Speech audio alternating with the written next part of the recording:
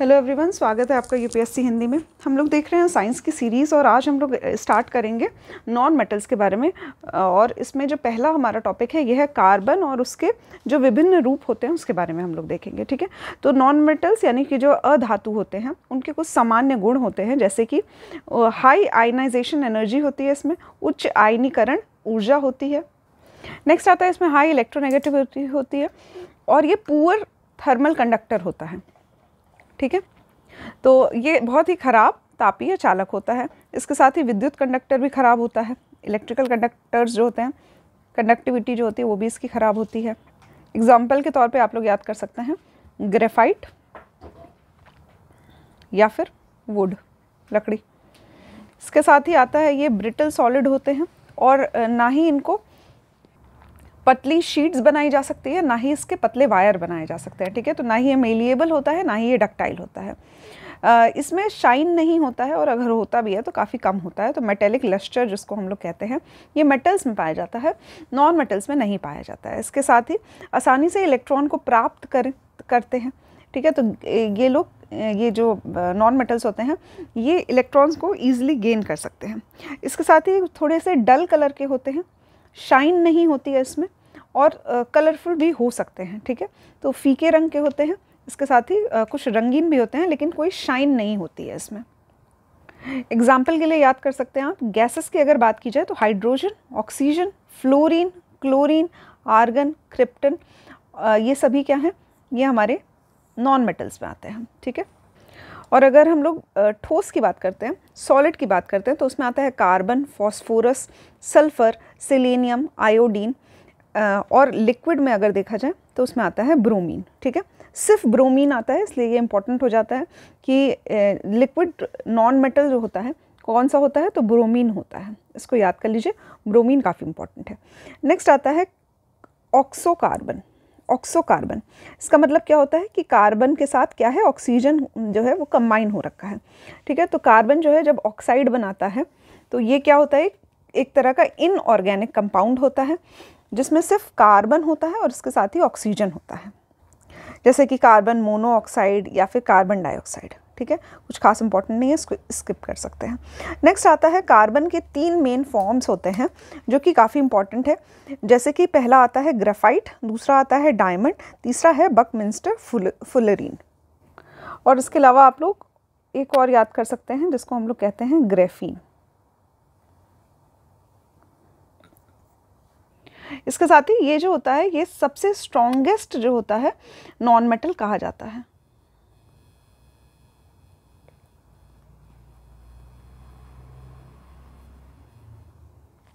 ठीक है, तो काफ़ी मजबूत होता है। इसके साथ ही ये काफ़ी थिन शीट्स भी बनाई जा सकती है इसकी, तो काफ़ी पतला भी होता है, इसलिए किसी की कवरिंग बनाने के लिए और इसके साथ ही जो व्हीकल्स होते हैं उनके पॉलिश के लिए भी काम आता है। इसके साथ ही आता है, अगर ग्रेफाइट की अगर हम लोग बात करते हैं तो ग्रेफाइट जो है, या आप सभी लोग जानते होंगे, जो पेंसिल होती है उसकी जो लीड होती है वो ग्रेफाइट से ही बनी रहती है। इसके साथ ही ये क्रिस्टलाइन फॉर्म में होता है और ये हेक्सागोनल स्ट्रक्चर में बना रहता है। ठीक है, तो इसका जो स्ट्रक्चर होता है वो कुछ इस तरह का बना रहता है। ठीक, इस तरह से हेक्सागन के शेप में ये बना रहता है। कार्बन जो है वो नेचुरली इसी फॉर्म में पाया जाता है। ठीक है, तो प्राकृतिक रूप से इसी फॉर्म में पाया जाता है। इसके साथ ही ये सबसे स्टेबल फॉर्म होता है कार्बन का सबसे स्थिर फॉर्म होता है, स्थिर रूप होता है। अगर काफ़ी हाई प्रेशर लगाया जाए और या फिर ज़्यादा तापमान में इसको रखा जाए, मतलब दोनों ही रखा जाए, हाई प्रेशर और हाई टेम्परेचर, तो जो आपका ग्रेफाइट होता है ये डायमंड में परिवर्तित हो जाता है। ये काफ़ी सॉफ्ट होता है, जैसे पेंसिल की लीड आपने देखी होगी, वो काफ़ी सॉफ्ट होती है और टूट भी जाती है। ठीक है, तो काफ़ी सॉफ्ट होती है। इसके साथ ही पेंसिल में इसका यूज़ होता है, इसके साथ ही इसका जो यूज़ होता है वो लुब्रिकेशन के काम आता है। ठीक है, तो ग्रेफाइट का लुब्रिकेंट बनाया जाता है। इसके साथ ही ये गुड कंडक्टर होता है इलेक्ट्रिसिटी का। ठीक है, तो ये एक अच्छा सुचालक माना जाता है विद्युत का। नेक्स्ट आता है डायमंड। डायमंड में भी जो क्रिस्टल्स होते हैं कार्बन के वो अरेंज्ड होते हैं, सॉलिड फॉर्म होता है। इसके साथ ही डायमंड जो है ये हार्ड होता है, काफ़ी हार्ड होता है, इसलिए इसका यूज़ किया जाता है एज अ अब्रेसिव। ठीक है, अब्रेसिव क्या होता है तो ये एक तरह का टूल होता है जो कि कटिंग के काम में आता है, कटिंग के काम में आता है या फिर सरफेस के फिनिश देने के काम आता है। ठीक है, तो स्मॉल पार्टिकल्स जो होते हैं डायमंड के, उनको यूज़ किया जाता है सॉ ब्लेड्स में। ठीक है, ब्लेड्स में यूज़ किया जाता है, कटिंग के लिए काम आता है। इसके साथ ही ड्रिलिंग के जो बिट्स होते हैं उसके लिए यूज़ किया जाता है। ग्राइंडिंग जब की जाती है, ग्राइंडिंग का अर्थ यहाँ ये होता है कि जब भी किसी सरफेस से बहुत ही छोटे पार्टिकल्स को निकालना होता है, बहुत छोटे पार्टिकल्स को, तो हम एक व्हील का यूज़ करते हैं जिसको हम लोग ग्राइंड व्हील कहते हैं। और इस व्हील के ऊपर कुछ छोटे छोटे कण बने रहते हैं, जिसकी वजह से ऊपर की सतह क्या होती है, जब इस पे ये व्हील जो है चलाई जाती है, रोलर जैसा चलाया जाता है, तो ये सतह क्या होती है, साफ़ हो जाती है। ठीक है, तो इसको हम लोग ग्राइंडिंग प्रोसेस कहते हैं और इसमें भी डायमंड का यूज़ किया जाता है। ठीक है, तो कटिंग में, ड्रिलिंग में या ग्राइंडिंग में किसी काफ़ी हार्ड सरफेस को यूज़ किया जाता है डायमंड का। इसके साथ ही डायमंड जो होता है वो काफ़ी वैल्यूएबल होता है, कीमती होता है। इसको हम लोग ज्वेलरी में भी यूज़ करते हैं क्योंकि ये काफ़ी चमकदार होता है, इसकी चमक बहुत ज़्यादा होती है। नेक्स्ट है इसकी थर्मल कंडक्टिविटी हाईएस्ट होती है। और एक फिनोमिना आप लोग याद कर सकते हैं, टोटल इंटरनल रिफ्लेक्शन, और इसी की वजह से क्या होता है कि डायमंड जो होता है वो अत्यधिक चमकदार होता है। नेक्स्ट है बकमिंस्टर फुलरीन, जिसको बकी बॉल्स भी कहा जाता है। ये एक तरह का फुलरीन होता है जिसका फॉर्मूला होता है C60। ठीक है, तो ये एक बॉल की तरह शेप होती है जिसमें कुछ इस प्रकार के हेक्सागन बने रहते हैं, इस तरह के। ठीक है, इस तरह की शेप होती है। इसमें क्या क्या डिटेलिंग्स हैं ये कुछ खास आपको याद रखने की ज़रूरत नहीं है। ये यूज़ किस लिए किया जाता है, तो कुछ प्रकार के सेंसर होते हैं उसमें इसका यूज़ किया जाता है। सोलर का जो सेल होता है उसमें यूज़ किया जाता है, सोलर सेल्स में यूज़ किया जाता है। इसके साथ ही एक ड्रग डिलीवरी सिस्टम होता है बॉडी में दवाई पहुंचाने के लिए इसका इस्तेमाल किया जाता है। साथ ही नैनो ट्यूब्स बनाए जाते हैं इसके, जो कि मेडिसिन पर्पस के लिए यूज़ किए जाते हैं। इसके साथ ही एज अ लुब्रिकेंट या फिर कैटलिस्ट यूज़ होता है, जो केमिकल रिएक्शन होते हैं। नेक्स्ट है सॉलिड कार्बन डाइऑक्साइड। ठीक है, जिसको हम लोग फ्रोज़न कार्बन डाइऑक्साइड कहते हैं या फिर ड्राई आइस कहा जाता है, ड्राई आइस। ठीक है, ड्राई आइस इसलिए कहते हैं क्योंकि ये आइस की तरह दिखता है, इसके साथ ही ये मेल्ट हो जाता है, सबलाइम हो जाता है। सबलाइम का अर्थ ये होता है कि ये सीधा सॉलिड से गैस में कन्वर्ट हो जाता है। ठीक है, सॉलिड से गैस में कन्वर्ट हो जाता है। बीच में सॉलिड से लिक्विड, लिक्विड से गैस नहीं बनता है, सीधा सॉलिड से गैस बन जाता है। तो इसमें सबलाइम प्रॉपर्टी होती है, इसीलिए इसको ड्राई आइस कहा जाता है। ठीक है, तो जैसे ही ये सामान्य रूम टेम्परेचर पे आता है, ये पिघलना शुरू कर देता है और सॉलिड जो होता है वो गैस में कन्वर्ट हो जाता है। ठीक है, इसको यूज़ किया जाता है फूड को प्रिजर्व रखने के लिए। इसके साथ ही जो एक आर्टिफिशियल फॉग होता है, इसको बनाने के लिए इसका यूज़ किया जाता है। ठीक है, तो आर्टिफिशियल धुएं जैसा ये प्रतीत होता है, इसको हम लोग कहते हैं ड्राई आइस या फिर सॉलिड कार्बन डाइऑक्साइड। इसके बाद आता है कितने प्रकार के कोल होते हैं, कोयला कितने प्रकार का होता है। तो जितना कार्बन का परसेंटेज होता है उसके आधार पे हम लोगों ने कोयले को विभाजित किया है 4 मेन पार्ट्स में। पहला आता है, ये अगर हम लोग ज़्यादा से देखें तो लगभग 85% से ज़्यादा कार्बन के जो कंपोनेंट्स हैं, कार्बन के जो परसेंटेज हैं, वो जब पाया जाता है तो उसको एंथ्रासाइट कोल कहा जाता है। ठीक है, एंथ्रासाइट कोयला। नेक्स्ट आता है, अगर 45 से 85% के बीच में है कार्बन तो उसको बिटुमिनस कहा जाता है। उससे कम मतलब 35% तक का है तब उसको सब बिटुमिनस कहा जाता है। और उसके बाद सबसे ख़राब किस्म का कार्बन जो होता है, जिसमें 25% से 35% कार्बन पाया जाता है, उसको लिग्नाइट कहा जाता है। ठीक है, तो लिग्नाइट, सब बिटुमिनस, ब्यूटिमिनस और एंथ्रासाइट, याद रखिएगा, हिंदी में भी इसको यही कहते हैं। कार्बन की परसेंटेज ज़रूर याद रखिएगा। सबसे अच्छा किस्म का जो कोयला माना जाता है, जिसमें सबसे ज़्यादा कार्बन का परसेंटेज होता है, वो होता है एंथ्रासाइट।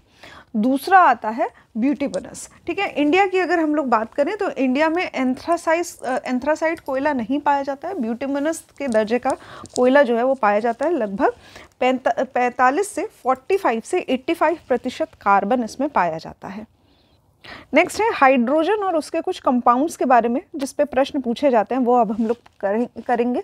तो यहाँ पे हाइड्रोजन जो होता है H से डिनोट किया जाता है। इसका एटॉमिक नंबर 1 होता है, और क्योंकि एक ही एटम है तो इसका जो इलेक्ट्रॉनिक कन्फिगरेशन होता है वो 1s होता है। ये सबसे हल्का एलिमेंट होता है, और इसका जो भार होता है, परमाणु भार, वो लगभग 1.008 होता है, जिसको आप लोग 1 याद कर सकते हैं, 1 याद कर सकते हैं। ठीक है, इसकी थोड़ी यूनिक पोजीशन होती है पीरियोडिक टेबल में। क्यों यूनिक होती है? क्योंकि ये 2 तरह के जो ग्रुप्स हैं उनकी तरह एक्ट करता है। पहला ग्रुप जो है वो है अल्कली मेटल्स का, जैसे कि लिथियम, सोडियम, पोटेशियम, इसलिए इसको पहला नंबर पे रखा जाता है कि ये पहले ग्रुप को बिलोंग करता है। इसके साथ ही ये हेलोजेंस जैसा भी बिहेव करता है। तो जो आपका फ्लोरीन, कार्बन या क्लोरीन या ब्रोमीन होता है, फ्लोरीन, क्लोरीन, ब्रोमीन, इन सभी ग्रुप्स के साथ जो कि हेलोजन में आते हैं, इनके जैसा भी बिहेव करता है। आपको कमेंट बॉक्स में बताना है कि हेलोजेंस जो है ये कौन से ग्रुप के, कौन से वर्ग में होते हैं, ये आपको कमेंट बॉक्स में बताना है। पीरियोडिक टेबल जो है वो आपको अच्छे से पढ़ा दी गई है, पूरे डिटेल में बताया गया है इसको। अगर आपने वो लेक्चर नहीं देखा है तो आप लोग वो भी देख सकते हैं। इसके बाद आता है हाइड्रोजन के कुछ आइसोटोप्स के नाम आपको पता होने चाहिए। यहाँ पे आइसोटोप्स का अर्थ होता है समस्थानिक, यानी कि आपका एटॉमिक नंबर जो है, परमाणु नंबर जो है वो सेम होता है, पर परमाणु भार जो होता है उसमें परिवर्तन होता है। ठीक है, तो एटॉमिक नंबर सेम होता है, यानी कि एक ही एलिमेंट के कई तरह के जब फॉर्म पाए जाते हैं, कई तरह के, तो उसको हम लोग कहते हैं आइसोटोप्स। जैसे हाइड्रोजन का पहला आइसोटोप है जिसको हम लोग कहते हैं प्रोटियम, जिसका फॉर्मूला है 1H1, मतलब इसका एटॉमिक नंबर भी 1 होता है, और साथ ही ये एटॉमिक जो इसका मास होता है, भार होता है, वो भी 1 होता है। इसमें कोई भी न्यूट्रॉन नहीं होता है, और ये काफ़ी स्थिर स्वरूप का हाइड्रोजन होता है। इसके बाद आता है दूसरे नंबर पे ड्यूटेरियम, जिसको 1H2 कहा जाता है। इसको मैं लिख लेती हूँ, यहाँ पे ये हो जाएगा आपका 1H2, जिसमें ये क्या है, इसका एटॉमिक नंबर है 1, और ये क्या हो जाएगा, इसका परमाणु भार हो जाएगा। इसमें 1 न्यूट्रॉन होते हैं, और ये भी एक तरह का स्थिर स्वरूप माना जाता है। यहाँ पे दो बार लिखा गया। इसके बाद नेक्स्ट आता है ट्रिटियम, नाम से ही समझ सकते हैं हम लोग, 1H3 हो जाएगा। ये थोड़ा अस्थिर स्वरूप का होता है, इसमें 2 न्यूट्रॉन होते हैं, और अस्थिर होने के कारण ही इसमें क्या गुण होते हैं, तो रेडियो धर्मिता के गुण पाए जाते हैं। इसमें रेडियो एक्टिव होता है ये, और जब इसका क्षय होता है तब ये बीटा रेडिएशन पैदा करता है। ठीक है, तो जब इसका रेडियो एक्टिव डीके होता है तो ये बीटा रेडिएशंस को पैदा करता है, बीटा रेडिएशन, बीटा रेज निकलती है इससे। ठीक है, याद रखिएगा 1H3 जो है वो रेडियो एक्टिव होता है।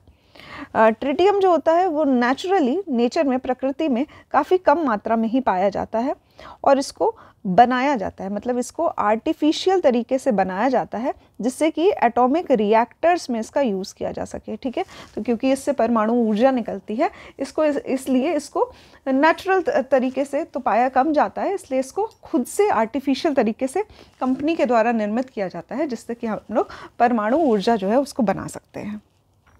नेक्स्ट हम लोग देखेंगे ड्यूटेरियम के क्या गुण होते हैं। तो ये होता है आइसोटोप होता है ये हाइड्रोजन का, जो कि कलरलेस होता है, ओडरलेस होता है, और टेस्टलेस होता है। ना ही इसका कोई रंग होता है, ना ही कोई सुगंध होता है, और ना ही इसका कोई स्वाद होता है। दूसरा होता है ये इनसॉल्युबल होता है वाटर में। ठीक है, वाटर में ये घुलता नहीं है, घुलनशील नहीं होता है, डाई एटॉमिक होता है। बस इतना ही याद रखना है। हाँ, एक और चीज़ आप लोग याद कर सकते हैं कि ड्यूटेरियम को बनाया कैसे जाता है, तो ये हैवी वाटर के, अभी हम लोग नेक्स्ट पढ़ेंगे हैवी वाटर क्या होता है, इसके इलेक्ट्रोलाइसिस से बनता है। ठीक है, तो भारी जल के विद्युत अपघटन से के द्वारा इसको तैयार किया जाता है ड्यूटेरियम को। नेक्स्ट आता है भारी जल, जिसको हम लोग हेवी वाटर कहते हैं इंग्लिश में।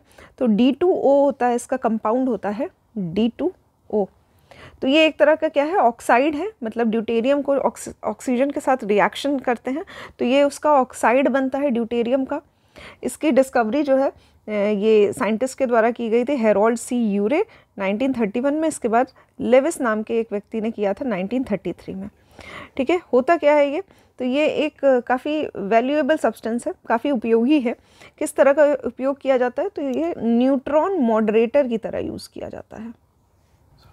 यहाँ पे मॉडरेटर जो होता है इसका अर्थ ये होता है, जब मैंने आपको न्यूक्लियर फिजन रिएक्शन पढ़ाया था, फिजन रिएक्शन, तो उसमें क्या होता था कि एक न्यूट्रॉन या फिर एक न्यूक्लियस यूरेनियम का ये टूटता था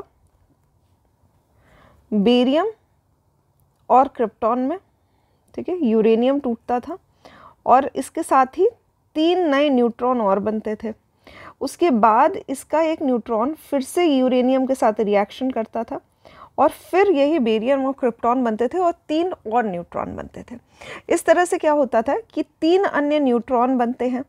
अगर हम इसको कंट्रोल ना कर पाएँ तो ये तीनों ही रिएक्शन कर जाएंगे यूरेनियम के साथ और फिर आगे उसका प्रोसेस जो है वो रिएक्शन होता रहेगा और इस तरह से रिएक्शन क्या हो जाएगी, काफ़ी तेज़ गति से चलेगी और साथ ही अनियंत्रित हो जाएगी। इसको नियंत्रण में लाने के लिए हम लोग क्या करते हैं कि ये जो न्यूट्रॉन है इनमें से कुछ न्यूट्रॉन को कैप्चर कर लिया जाता है, ठीक है, रोक दिया जाता है और मात्र एक ही न्यूट्रॉन को आगे बढ़ने दिया जाता है जो कि फिर यूरेनियम के साथ रिएक्शन करता है और फिर इस तरह से 3 कंपाउंड बनते हैं जिसमें से 3 न्यूट्रॉन में से फिर से 2 को रोक लिया जाता है और एक को रिएक्शन करने दिया जाता है। तो ये कार्य किसका होता है, ये मॉडरेटर का कार्य होता है जो कि किसके द्वारा किया जाता है, D2O के द्वारा, यानी कि हेवी वाटर के द्वारा किया जाता है। ठीक है, तो इसको मॉडरेटर कहा जाता है। उसके साथ ही इसका क्योंकि न्यूक्लियर रिएक्शंस जो होते हैं वो काफ़ी गर्म होते हैं, काफ़ी वायलेंट होते हैं, तो उसके साथ ही काफ़ी ज़्यादा मात्रा में ऊष्मा निकलती है। उसको नियंत्रित करने के लिए इसको एक शीतलक की तरह भी यूज़ किया जाता है, कूलेंट की तरह यूज़ किया जाता है रिएक्शन में। ठीक है, इससे पहले मैंने आपको पढ़ाया था कि जब इलेक्ट्रोलाइसिस करते हैं किसी हैवी वाटर की तो क्या बनता है, ड्यूटेरियम बनता है। तो ड्यूटेरियम बनाने के लिए भी यूज़ में लाया जाता है D2O को। अगर हम लोग लिविंग बींग्स की बात करते हैं तो ह्यूमन पे इसका जो प्रभाव होता है हैवी वाटर का वो काफ़ी हार्मफुल होता है। इसके वजह से क्या होता है कि रिएक्शन होते हैं और बॉडी में एबनॉर्मल बिहेवियर आता है, कि मतलब जो न्यूरल डिसऑर्डर जो है इसकी वजह से होता है। दूसरा, अगर हम लोग प्लांट्स के ग्रोथ की बात करें तो वो भी इसकी वजह से क्या होता है, कम हो जाता है या फिर नहीं होता है। ठीक है, तो यदि अगर कोई सीड है, कोई बीज है और उसमें हैवी वाटर डाल दिया जाए तो वो बीज जो है वो ग्रो नहीं करेगा। इस तरह से ये क्या करता है, ग्रोथ को रोक देता है।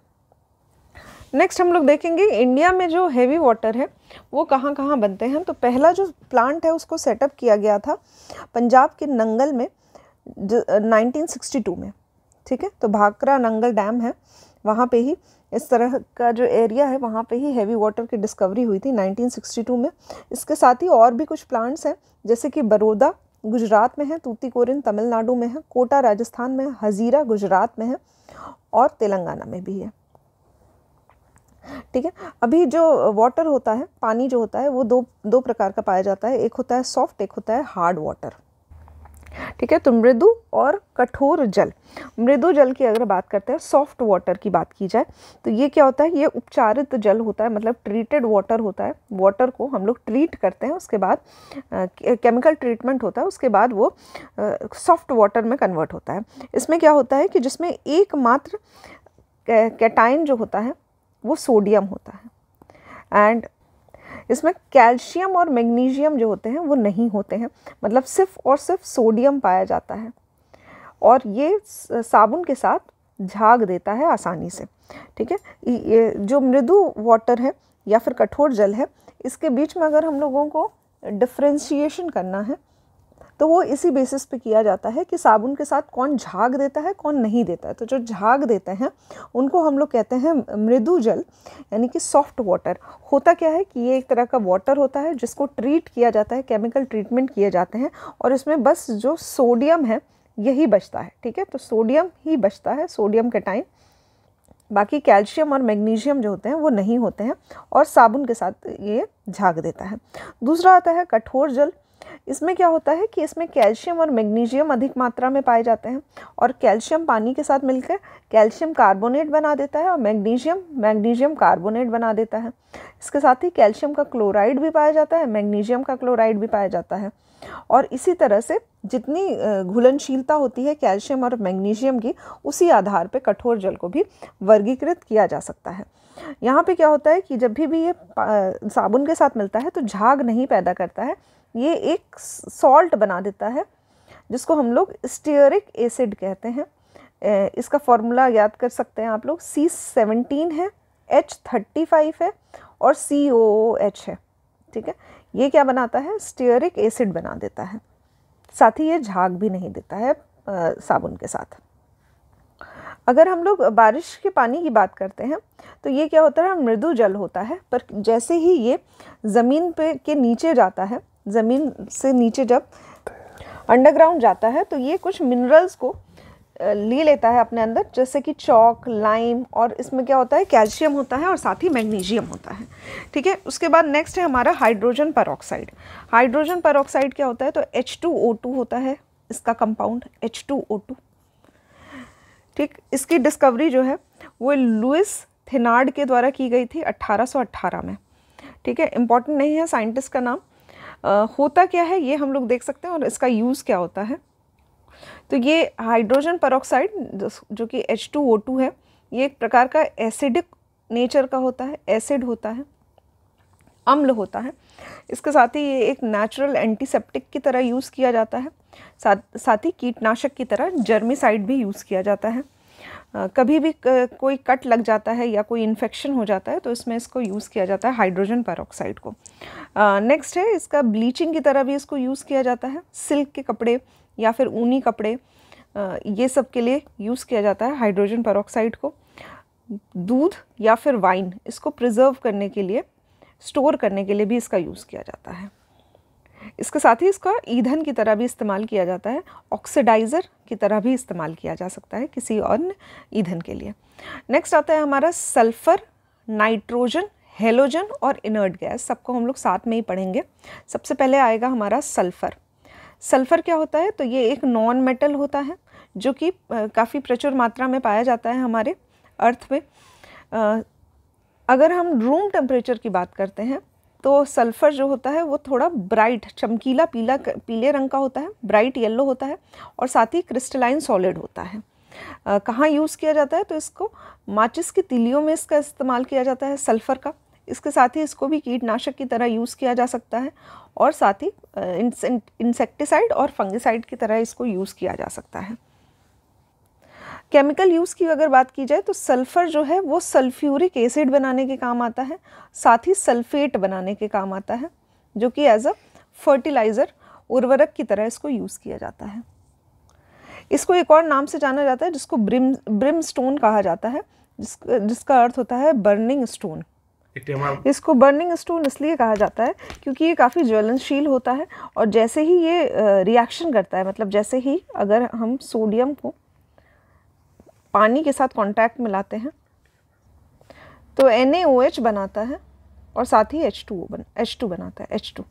ठीक है, जो कि अस्थिर कंपाउंड है और साथ ही इसमें आग लग जाती है। तो इस तरह से क्या कहते हैं, इसको बर्निंग स्टोन नाम से जाना जाता है क्योंकि ये काफ़ी अस्थिर होता है।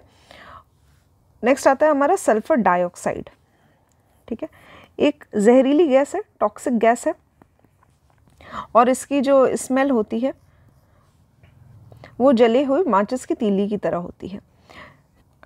ये वोल्केनिक एक्टिविटीज़, जो ज्वालामुखी फूटता है उसमें सल्फ़र डाइऑक्साइड की मात्रा पाई जाती है। ठीक है, इसके साथ ही जो ईंधन होते हैं, जो फॉसिल फ्यूल्स होते हैं, उसमें अगर सल्फ़र मौजूद होता है तो उसका भी ये जो बाय प्रोडक्ट होता है वो सल्फ़र डाइऑक्साइड होता है। ठीक है, इसको सल्फ्यूरिक एसिड बनाने के लिए काम में लाया जाता है। इसके साथ ही इसको जो ड्राई फ्रूट्स होते हैं या फिर वाइन बनती है या फिर रेफ्रिजरेंट होता है, प्रशीतक होता है, इसके संरक्षण में यूज़ किया जाता है, उसके प्रिजर्वेशन के लिए। ठीक है, इसके साथ ही SO2 क्या होता है, ये एक गुड रिड्यूसिंग एजेंट होता है सल्फर डाइऑक्साइड स्टार्टिंग में ही मैंने आपको बताया एक टॉक्सिक गैस है, जहरीली गैस है, और ये क्या करती है, प्रदूषण भी करती है। ठीक है, नेक्स्ट हमारी इंपॉर्टेंट गैस है नाइट्रोजन। नाइट्रोजन क्या है कि अर्थ के एटमॉस्फेयर में, वायुमंडल में 78% पाया जाता है। नाइट्रोजन जो है ये प्राकृतिक रूप से पाया जाता है, साथ ही प्लांट्स और एनिमल्स दोनों में ही प्राकृतिक रूप से पाया जाता है। किस फॉर्म में पाया जाता है, तो अमीनो एसिड्स जो होते हैं हमारे बॉडी में, उसके फॉर्म में, प्रोटीन के फॉर्म में, साथ ही न्यूक्लिक एसिड होती है, हमारे जो डीएनए होता है उसमें भी प्रोटीन पाया जाता है। ठीक है, तो यानी कि नाइट्रोजन का कंपाउंड पाया जाता है। नाइट्रोजन का यूज़ कहाँ किया जाता है, तो नाइट्रोजन का यूज़ जो एरोप्लेन होते हैं उनके जो टायर होता है उसमें नाइट्रोजन गैस को भरा जाता है। ठीक है, ये एक एग्जांपल आप लोग याद कर सकते हैं। इसके साथ ही जो हमारा जो सॉइल होता है, जो मिट्टी होती है, उसमें नाइट्रोजन की मात्रा कम होती है।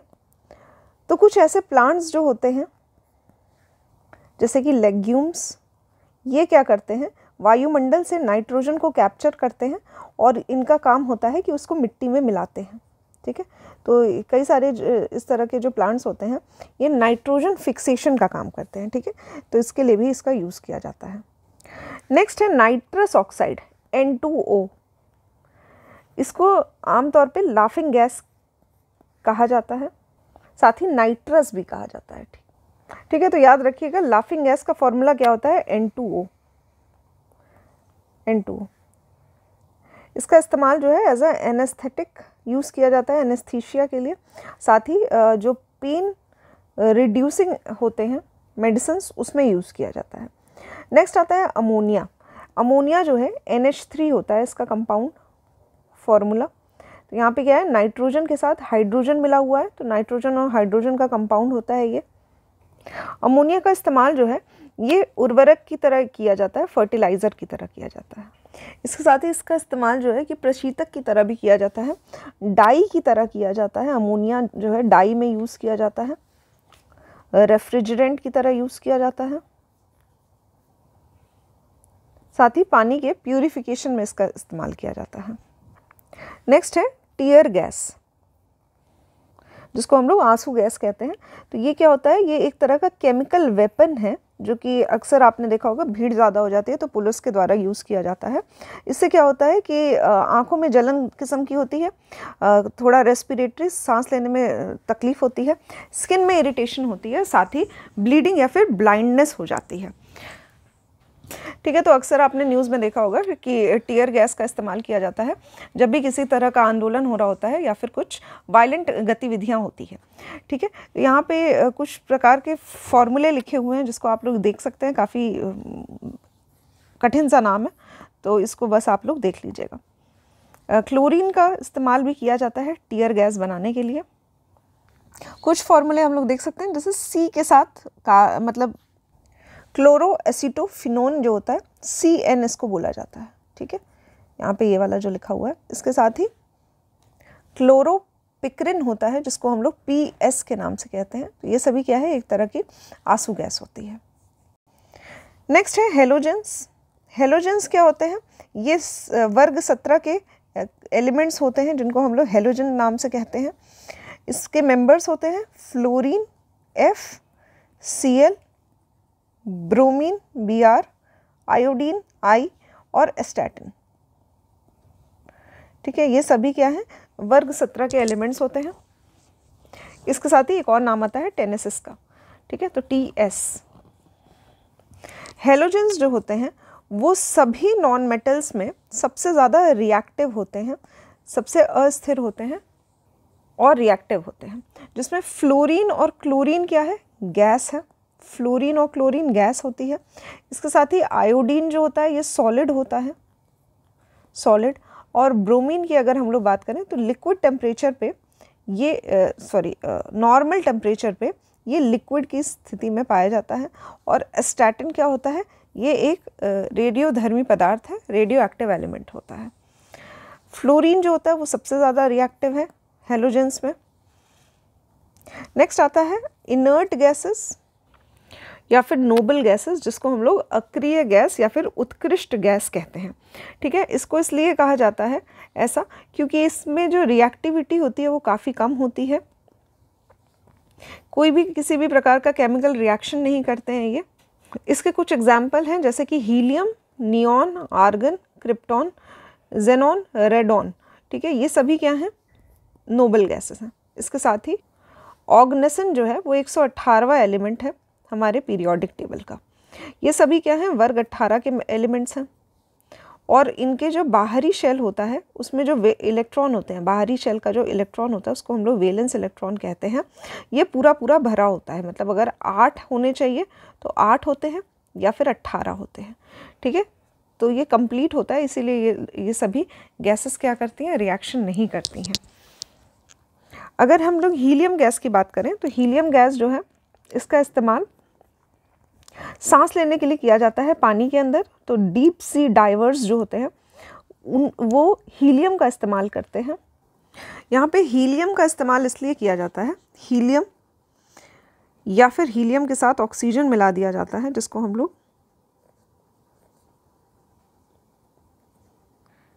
हेलिऑक्स कहते हैं, हेलिऑक्स।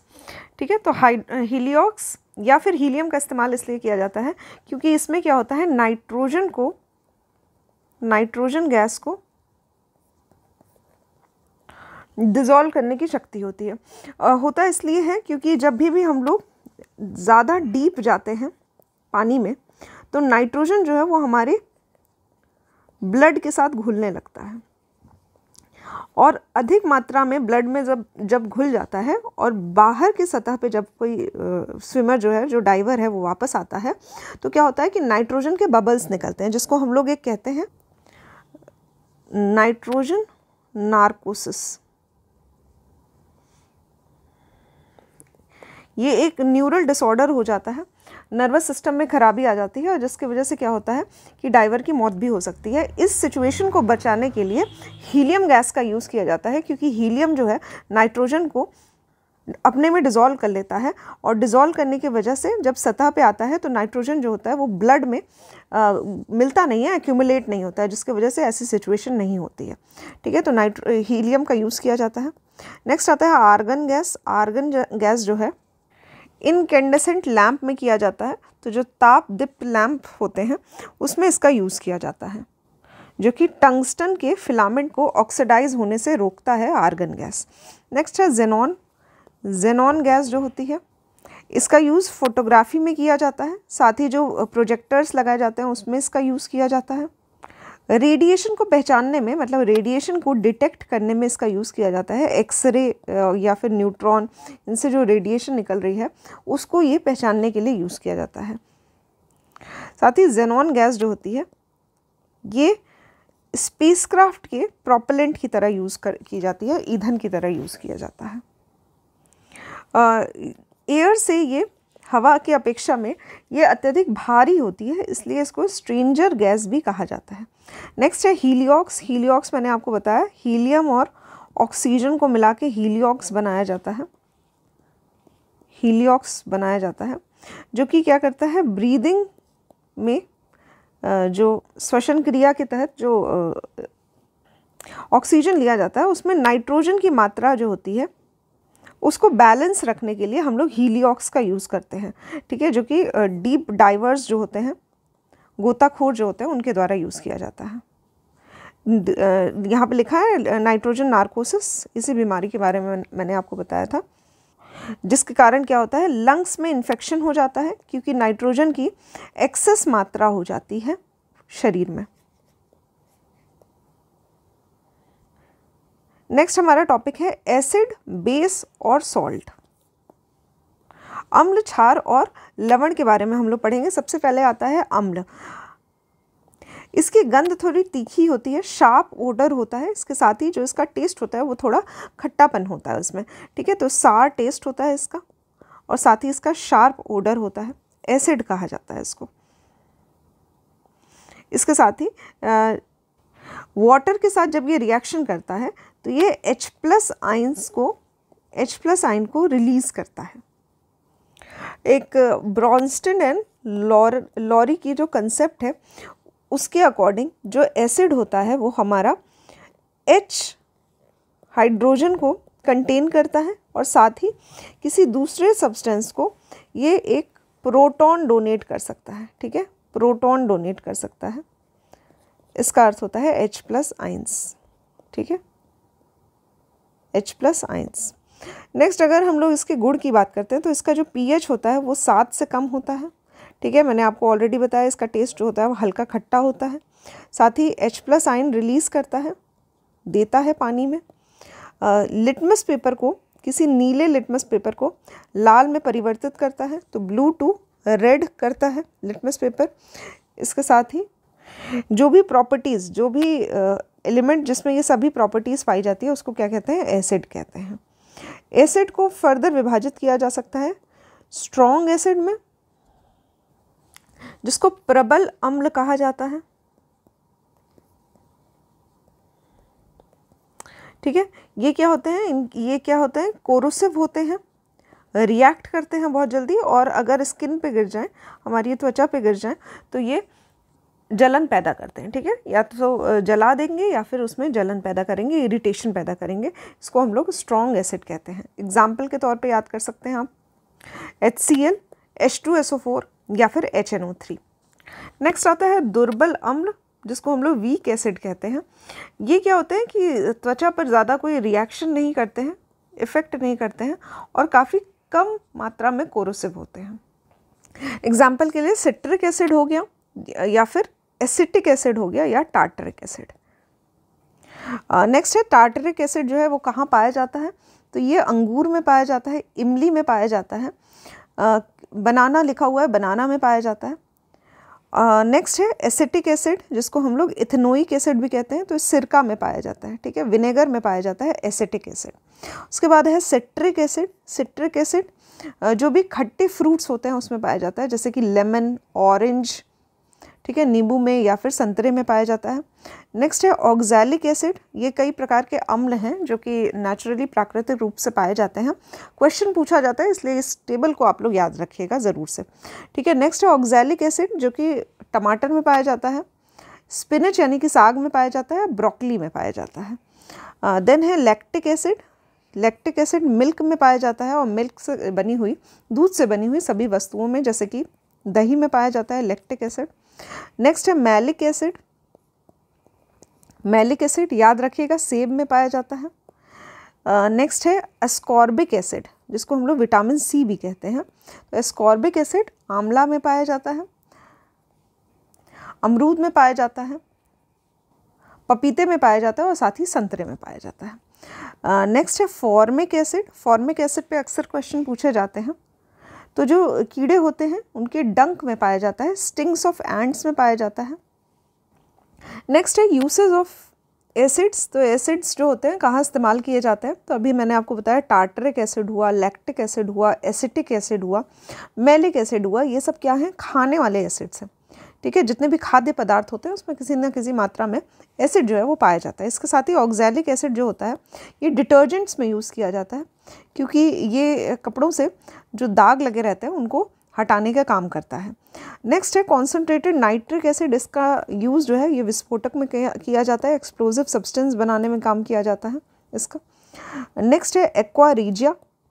एक्वा रेजिया क्या होता है, ये 3:1 का रेशियो होता है। इस अनुपात में HCl को 3 मात्रा में HCl को 1 मात्रा में HNO3 के साथ मिलाया जाता है, HNO3 के साथ, और इसको हम लोग एक्वा रेजिया कहते हैं। इसको गोल्ड के प्यूरिफिकेशन में यूज़ किया जाता है, जो कि गोल्ड को और ज़्यादा इसकी क्वालिटी जो है उसको इम्प्रूव कर देता है। साथ ही प्लैटिनम और गोल्ड को डिज़ोल्व कर लेता है, ठीक है, मतलब प्लैटिनम और गोल्ड दोनों को ही साफ़ करने में, प्योरीफाई करने के काम आता है, ठीक है। तो इसका इस्तेमाल जो है ये क्लीनिंग पर्पस से किया जाता है, सफाई करने के काम आता है। ग्लास के जो मटेरियल्स होते हैं, जो शीशे के बने रहते हैं, उनको भी साफ़ करने के काम आता है। नेक्स्ट है कार्बोनिक एसिड। तो कार्बोनिक एसिड जो होते हैं, जितने भी ड्रिंक्स पाए जाते हैं, कोका कोला वगैरह जो भी ड्रिंक्स पाए जाते हैं, इसमें कार्बोनिक एसिड का इस्तेमाल किया जाता है कुछ एसिड्स ऐसे भी होते हैं जिनको दवा में इस्तेमाल किया जाता है, जैसे कि एस्पिरिन जो है, एस्पिरिन एसिटिल सैलिसिलिक एसिड होता है। इसको हम लोग पेन किलर की तरह इस्तेमाल करते हैं। साथ ही अगर फीवर आ जाता है तो उसको भी कम करने के काम आता है। ठीक है, अगर मानव शरीर की बात की जाए, ह्यूमन बॉडी की, तो एसिड जो होते हैं बहुत इंपॉर्टेंट होते हैं। जैसे कि अगर हमारा जो पेट है उसमें खाने को पचाने के लिए HCl का इस्तेमाल किया जाता है। HCl जो है मतलब HCl पाया जाता है डाइजेशन के लिए। इसके साथ ही एमिनो एसिड्स जो होते हैं ये काफ़ी इम्पॉर्टेंट है। एक तरह का प्रोटीन होता है जो कि प्रोटीन के ही सिंथेसिस के लिए काम आता है। ठीक है, तो बॉडी सेल के रिपेयर के लिए या फिर उनके विकास के लिए प्रोटीन जो है वो काफ़ी इम्पॉर्टेंट, या फिर अमीनो एसिड्स जो होते हैं ये काफ़ी इम्पॉर्टेंट योगदान इनका होता है। फैटी एसिड्स जो होते हैं वो हमारी बॉडी के रिपेयर के लिए और साथ ही इसके विकास के लिए काफ़ी इम्पॉर्टेंट है। फैटी एसिड्स, न्यूक्लिक एसिड जो होते हैं ये DNA और RNA में पाए जाते हैं। ठीक है, तो DNA और RNA दोनों में जो A आ रहा है वो एसिड होता है, तो डाईऑक्सी राइबोन्यूक्लिक एसिड या फिर राइबोन्यूक्लिक एसिड क्या होते हैं, ये सभी जो होते हैं इनमें भी पाया जाता है। ये भी एक तरह के एसिड्स होते हैं। कार्बोनिक एसिड का इस्तेमाल किया जाता है बॉडी में pH लेवल को मेंटेन रखने के लिए। नेक्स्ट है बेस, जिसको क्षार कहा जाता है। ये क्या होता है, तो अर्हेनियस के हिसाब से जो भी पानी के साथ अगर मिलके OH- आयंस जो है इसको बनाते हैं तो इसको बेस कहा जाता है।